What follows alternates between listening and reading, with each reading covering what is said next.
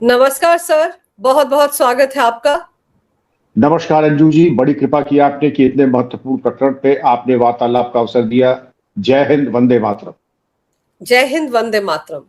Sir, कुछ घंटों बाद दूसरे चरण का मतदान होना है बंगाल में 142 सीटों पर। और उससे पहले आप देखिए कितनी ज्यादा तिलमिलाहट है तृणमूल कांग्रेस में कि इस वक्त की मुख्यमंत्री जो है ममता बनर्जी, वो बंगाल पुलिस को डरा धमका रही है कि 4 मई के बाद तो हम ही हम होंगे, तुम कर लो जो करना है। उनका भतीजा अभिषेक बनर्जी जो सांसद है, वो भी धमका रहा है जनता को कि जो कुछ हिसाब किताब होगा 4 मई के बाद सीधे सीधे होगा। सर, अभी भी इनके तेवर ऐसे ही, इतने सारे बंदोबस्त के बाद भी।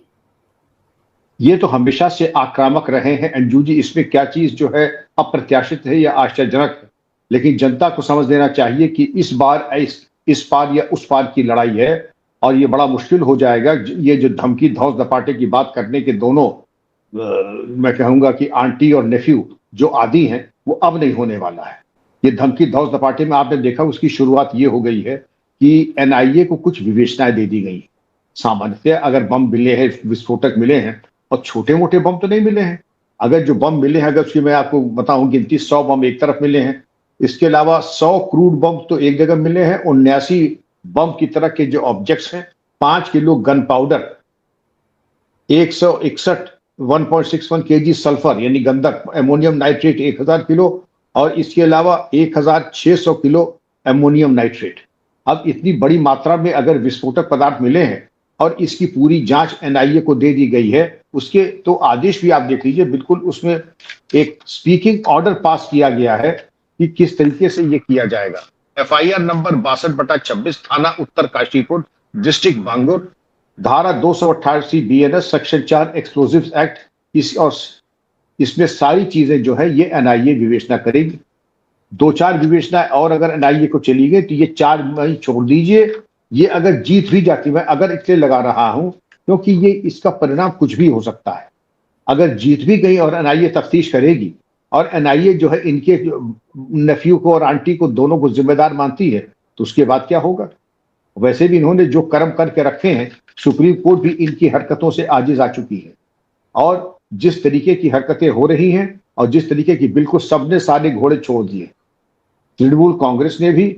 और इसके अलावा जिस तरीके की थी, अब एक कांग्रेस आई के वर्कर की भी हत्या हो गई है और आरोप प्रत्यारोप का दौर, बाजार खूब गर्म हो रहा है। तो अगर आप इस पे देखें कि इसी के मद्देनजर इलेक्शन कमीशन ने बड़ी सख्त आदेश दिए हैं कोलकाता पुलिस कमिश्नर को, थाना अध्यक्षों को, चौकी इंचार्जों को, एसीपी डीसीपी को, इधर अपने यहाँ जितने भी असामाजिक तत्व हैं उनकी कीजिए गिरफ्तारी और हथियारों की बरामदगी कीजिए। और बरामदगी के चलते इसीलिए इतनी प्रभावी कार्रवाई हो गई है। और 24 घंटे में ये सारे सीजर्स आपके हो जाने चाहिए, जितने भी ये विस्फोटक पदार्थ हैं, और जो वोटरों को धमकाने वाले लोग हैं उनकी गिरफ्तारी कीजिए। अब इसके मद्देनजर आपने देखा होगा कि लगभग 1543 लोगों की गिरफ्तारियां अब तक हो चुकी हैं। हाँ, 1543 लोगों की पिछले 36 घंटे में लोगों की गिरफ्तारियां हो गई हैं, जो कि रिकॉर्ड है, ऑल टाइम हाई ये रिकॉर्ड है। और इसके अलावा अगर आप देखें कि इलेक्शन कमीशन ने कहा था कि आज 5 बजे तक हमें ये अनुपालन आके कंप्लायंस रिपोर्ट चाहिए कि आपने इस पे कार्रवाई कर ली, और सबसे प्रमाण पत्र मांगे हैं। इसका मतलब यह है अंजू जी कि अगर कहीं इसके बाद बवाल होता है, उस चौकी इंचार्ज, थाना अध्यक्ष, एसीपी डीसीपी, पुलिस कमिश्नर को ईसी टांग देगा बहुत कायदे से कि आपने एक तो गिरफ्तारी की, आपने प्रमाण पत्र दिया कि हमने सारे असामाजिक तत्वों को गिरफ्तार कर लिया, हमने सारे विस्फोटक बरामद कर लिए, हमने नाजायज हथियार बरामद कर लिए, तो फिर ये बवाल हुआ कैसे। इसके अलावा आपने 2 बातें और आपकी बड़ी महत्वपूर्ण हैं कि पोलिंग बूथ के इर्द गिर्द पश्चिम बंगाल की पुलिस फोर्स नहीं लगाई जाएगी। क्यों नहीं लगाई जाएगी? क्योंकि अभी आपने देखा कि एक और कांस्टेबल है जिसने ये खुल करके सोशल मीडिया पे ये बयान दिया है कि वहां पूरी तरीके से, एक तरीके से टीएमसी सरकार ने इस्लामीकरण कर दिया बंगाल का। इस कांस्टेबल का नाम है राम कृष्ण कयाल और 1st बटालियन कोलकाता की आर्म पुलिस का ये कर्मचारी है।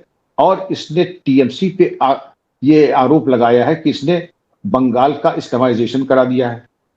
इसकी सर्विस जो हो चुकी है, 23 साल की सर्विस है, कोई 1-2 साल की सर्विस वाला ये कर्मचारी नहीं है, और 17 साल की सेवा बाकी है। तो उसने ऐसा अपने करियर पे दांव लगा करके ये आरोप सरकार पे लगाया।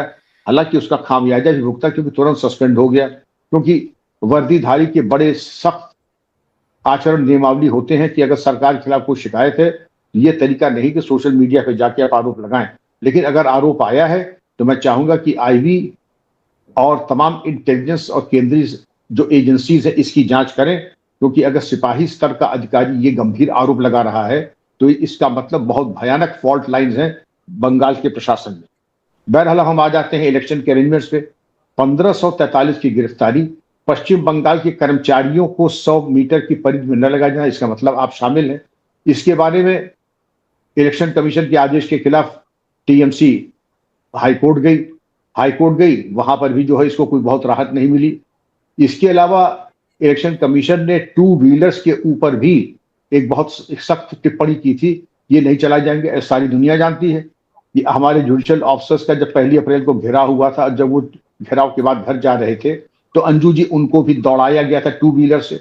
गली मोहल्ले में 2 व्हीलर्स ही जाते हैं और खेला हो 2 व्हीलर चला के गुंडे मवाली सब चलते हैं। तो अगर ये इलेक्शन कमीशन ने आदेश दिया था तो ये बिल्कुल ही स्वस्थ आदेश था और इसका अनुपालन होना चाहिए था। इसके खिलाफ भी टीएमसी गई। अब क्या परिस्थितियां, क्योंकि जितनी तेजी से घटनाक्रम चल रहा है, कभी एक बेंच से हाथ जाते हैं, डबल बेंच पे जाते हैं, पता लगता नहीं, लेकिन ये चीजें चल रही। लेकिन जहां तक मैं जानता हूं, अगर हाईकोर्ट ने अगर रोक भी दिया है तो आप इसके तौर तरीके से अपने ऑर्डर्स को ऐसा संशोधन कर लें कि कानूनी तौर के लोच में न आते हुए भी कानूनी दृष्टिकोण में अदालत के जो सम्मानित आदेश हैं उनका अनुपालन करते हुए भी आप 2 व्हीलर से बैन लगा सकते हैं। ये तो आपकी प्रतिभा के ऊपर है कि अपने शब्दों का चयन ठीक ठाक करें कि शांति भंग ना हो और बिना 2 व्हीलर्स का प्रयोग किए कोई भी अवांछनीय व्यक्ति या कोई ऐसी गतिविधि न हो जिससे कि शांति भंग हो और आपका शांतिपूर्ण मताधिकार बाधित हो। इसमें सब कुछ आ गया और 2 व्हीलर का नाम भी नहीं आया। तो आप इस तरीके से शब्दों का चयन, अब आपके चैनल के माध्यम से मैं ये बताना चाहूंगा कि जहां इच्छा शक्ति हो आप सब कुछ कर सकते हैं।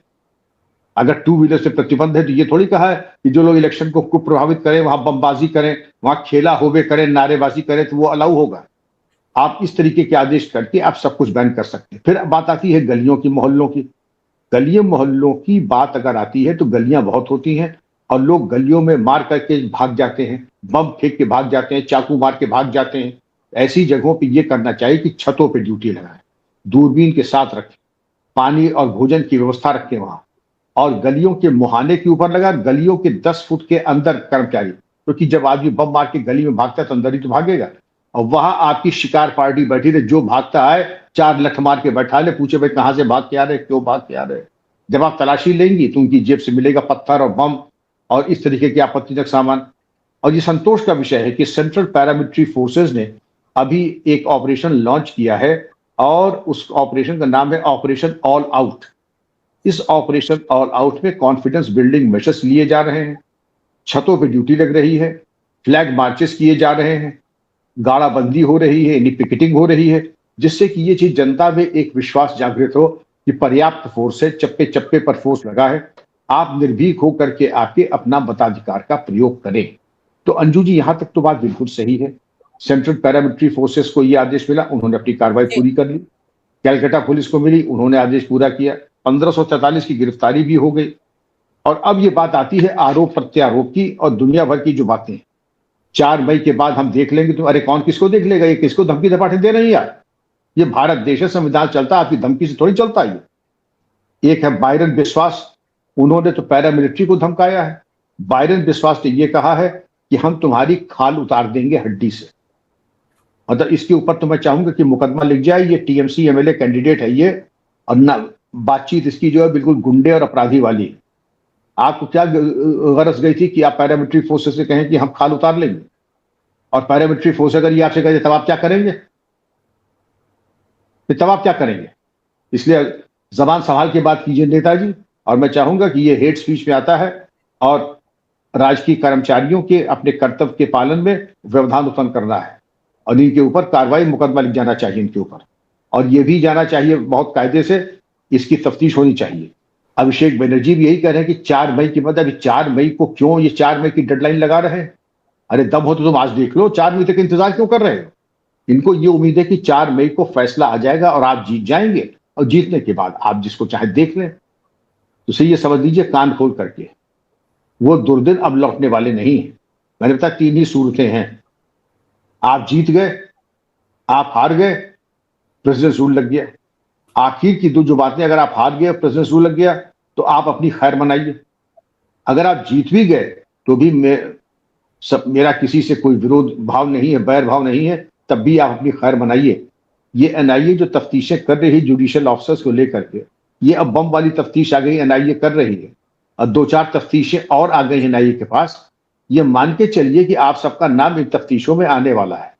मैं अभी ईडी की बात नहीं कर रहा जहां फाइल लेकर भागी थी, मैं और किसी केस की बात अभी नहीं कर रहा हूं, लेकिन इतनी क्रिमिनल चार्जेस लगने के बाद आपका भविष्य कोई बहुत सुनहरा मुझे नहीं दिख रहा है।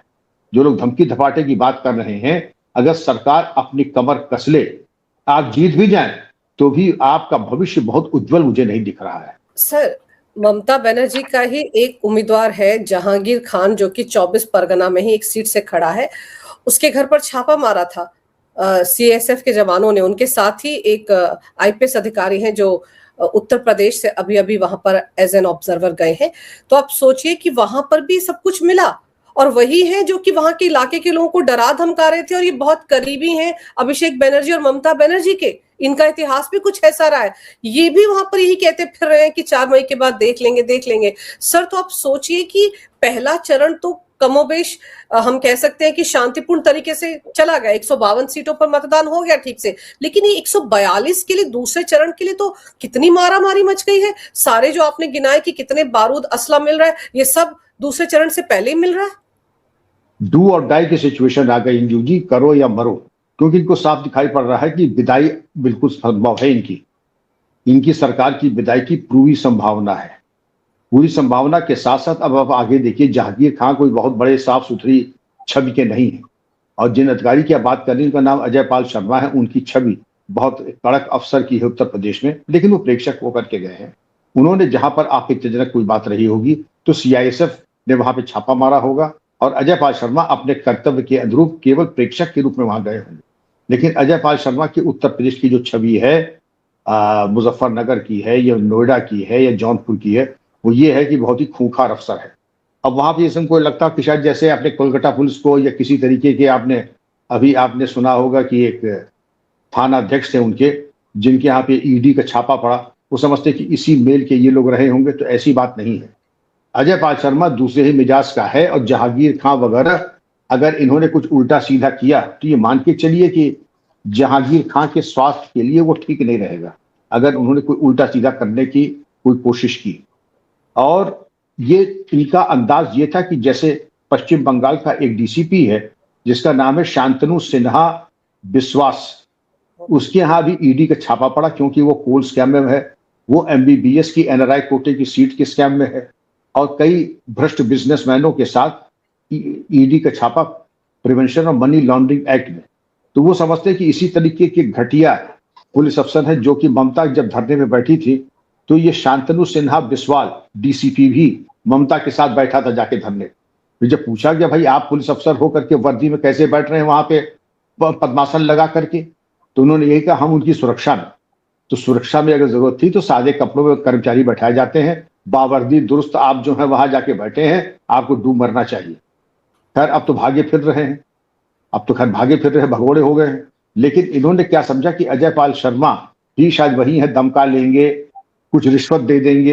ये नहीं मालूम था कि अजय पाल शर्मा जो है वो वही रगड़ देगा बहुत कायदे से, और जहांगीर खान जो है ये अपनी खैर बना ले, क्योंकि ये धौंसी धपाटे की भाषा वो अपने यहाँ के पुलिसकर्मियों को दे, यहाँ यूपी वालों को अगर दिया तो फिर उनकी सेहत के लिए अच्छा नहीं होगा। बस मैं इसी पे अपनी बात को विराम दूंगा, वहीं पे सेवा हो जाएगी भरपूर, जो योगी मॉडल है। सर, क्योंकि बड़ा चैलेंजिंग है ये सेकंड दौर, इसीलिए चुन चुन कर ऐसे अफसरों को लाया जा रहा है जो कायदे से इन लोगों को संभाल सकते हैं। पर आप जैसे कह रहे हैं ना कि एक अधिकारी शांतनु जो साथ में बैठ गए थे धरने पर, उनको लग रहा है कि जैसे राजीव कुमार हुआ करते थे डीजीपी, जो अब राज्यसभा पहुंच गए हैं ममता बनर्जी की मेहरबानी से, तो उनको लगता है शायद ऐसा हो। लेकिन सर, ये बड़ी अजीब बात है कि अगर 100 पोलिंग बूथ के 100 मीटर के दायरे के अंदर नहीं जा सकती है बंगाल पुलिस, तो उसके लिए कोलकाता हाईकोर्ट जाने की क्या जरूरत थी भाई? ठीक है, वहां पर सुरक्षा के पुख्ता बंदोबस्त है, आप बाहर रहकर करिए, क्योंकि घालमेल वही करते थे, इसका मतलब है इसीलिए ममता बनर्जी भी धमका बंगाल पुलिस को ही रही है इस वक्त। आप बिल्कुल सही कह रही हैं। 100 मीटर में अगर बंगाल की पुलिस नहीं रहेगी, अगर यही खूंखार सीआईएसएफ और पैरामिलिट्री फोर्स रहेगी तो गुनाह बेलज्जत, फिर तो हमारा काम ही नहीं होगा। फोर्स से मतलब थोड़ी है, उस फोर्स से मतलब है जो बूथ कैप्चरिंग कराए, जो हमारे वोट न दे उनको धमकाए, उनके लोगों के जो रास्ते रोके जा रहे हैं उनकी पीठ पे हाथ रखे। इसलिए जो है वो चाहती है कि वो पुलिसकर्मी हो। जैसे नकलची लड़का होता है, वो क्या चाहता है? इन्विजिलेटर हमारे हिसाब से हो, इन्विजिलेटर जो हमें नकल कराने में मदद दे, नकल की सामग्री हमें उपलब्ध कराए और यदा कदा उत्तर भी हमको बोल के लिखा दे या खुद ही लिख दे। अगर ऐसा इन्विजिलेटर न मिले तो लड़के को तो फेल होना ही है, लाल स्याही पूरे उसके मार्कशीट पे तो लगनी ही लगनी है। इनको यही दिख रहा है, इन्विजिलेटर जो है वो कोऑपरेट नहीं कर रहा है। अब इन्विजिलेटर कोऑपरेट करेगा तो वो तो बात ठीक नहीं है, वो तो बहुत ही वाहियात बात होगी, इलीगल होगी, इमोरल एक्ट होगा वो। इसलिए जब इन्विजिलेटर यानी कि पुलिस फोर्स बिल्कुल निष्पक्ष है, वो बिल्कुल मताधिकार प्रयोग करने में लोगों का सहाय की मदद करेगा, तो इसलिए आपको बहुत पीड़ा हो रही है। ये पीड़ा इस बात की नहीं पश्चिम बंगाल की पुलिस तो फिर पुलिस है, और सेंट्रल पुलिस वो है वो ज्यादा निष्पक्ष होती है, वो क्योंकि वो किसी से कुछ लेना ना एक न देना दो, वो तो निष्पक्ष काम करेगी। लेकिन निष्पक्षता इनको चाहिए थोड़ी, इनको पूरा पक्षपात चाहिए, इनको नग्न पक्षपात चाहिए, और वो इनको हो नहीं रहा है। इसलिए अंजू जी ये चाहती हैं कि पक्षपातपूर्ण रवैया वाले ही कर्मचारी 100 मीटर में लगाए जाए। सारा खेला होबे तो यही है, और वो खेला होबे जब बिगड़ गया तो रायता गया फैल, रायता गया फैल, तो इनका खेल बिगड़ गया। तो खेला होबा नहीं, खेल बिगड़ गया इनका। जब खेल बिगड़ गया तो ये आपे से बाहर हो रहे हैं, कभी हाईकोर्ट भागती है, कभी कहीं भागती है। तो इन तमाम चीजों के मद्देनजर अगर आप देखें, अजय पाल शर्मा पे अपनी खुन्नस निकालने की कोशिश कर रही है, तो मेरा तो इनसे यही परामर्श होगा कि रॉन्ग नंबर डायल करने की कोशिश न कीजिएगा। 4 मई तक बहुत कुछ हो सकता है, और 4 मई के बाद का इंतजाम भारत सरकार ने ऑलरेडी कर लिया। जो मुकदमे एनआईए के लिखे हैं उसमें किसके ऊपर प्रकाश में आ जाए अभी तो ये पता नहीं है, काल के गर्भ में क्या क्या छिपा हुआ है। इसलिए वो जमाने चले गए जब आपके गुंडे मनमाने तरीके से वोट डलवाते थे। इन 142 सीटों में अंजू जी निर्भीक होकर के मतदाता वोट देंगे। सेंट्रल पैरामिलिट्री फोर्सेस ने भी ऑपरेशन ऑल आउट लागू करके इसीलिए किया है। और आपने ये भी देखा होगा कि इन्होंने आम जो वज्रवाहन होता है, जो आर बिल्कुल बुलेट प्रूफ व्हीकल्स हैं, वो तब सैकड़ों की संख्या में मंगा लिए, वो किया डिप्लॉय। तो इनके जो पटकौआ बम होते हैं ना, ये पटकौआ बम किसी के काम आने वाले नहीं है। बच जाए तो अपने दिवाली वगैरह प्रयोग कीजिएगा, जो कि उसी लेवल के आपके बम है। ये पटकौआ पटाखे हैं, बम इनको मैं नहीं कहता हूं। हमारे यहाँ जो बताया जाता है बम दूसरे तरीके के होते हैं। सर ये जो पटकौआ बम है, ये जो पकड़े जा रहे हैं, इसी से तो दिक्कत हो रही है ना ममता बनर्जी को, क्योंकि ये फोड़े नहीं जा रहे हैं ना, क्योंकि वो जो बाइक्स पर और 2 व्हीलर पर रोक लगाई गई है, उसके चलते ये जहां जहां फोड़ने थे वहां फोड़ नहीं पा रहे उनके कार्यकर्ता, इसीलिए दिक्कत हो रही है। आप सोचिए सर, सुरक्षा के मद्देनजर चुनाव आयोग जो भी बंदोबस्त कर रहा है उसके आगे तो राज्य सरकार को नतमस्तक होना चाहिए, क्योंकि फ्री एंड फेयर इलेक्शन हो, यही तो हम सब चाहते हैं, यही हमारा लोकतंत्र चाहता है, यही हमारा संविधान है। तो क्यों नहीं ममता बनर्जी जो बंदोबस्त चुनाव आयोग की तरफ से किए जा रहे हैं उनके साथ चलती हैं, हर एक मुद्दे पर सवाल उठा रही हैं। इस मुद्दे पर भी कोलकाता हाईकोर्ट पहुंच गई कि भाई 2 व्हीलर क्यों रोक दिए गए हैं, जबकि कोलकाता हाईकोर्ट ने खुद वो फुटेज देखी है सर, जो सोशल मीडिया पर चल रही है, जो खेला होबे हेला होबे करके इतने सारे बाइक एक साथ चल रहे हैं।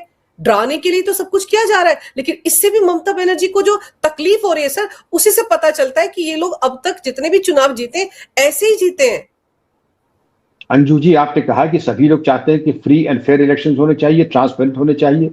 वो एक सामान्य भारतीय नागरिक चाहता, आप चाहती हैं, मैं चाहता हूं, लेकिन वहां वाली टीएमसी जो है पार्टी नहीं चाहती है।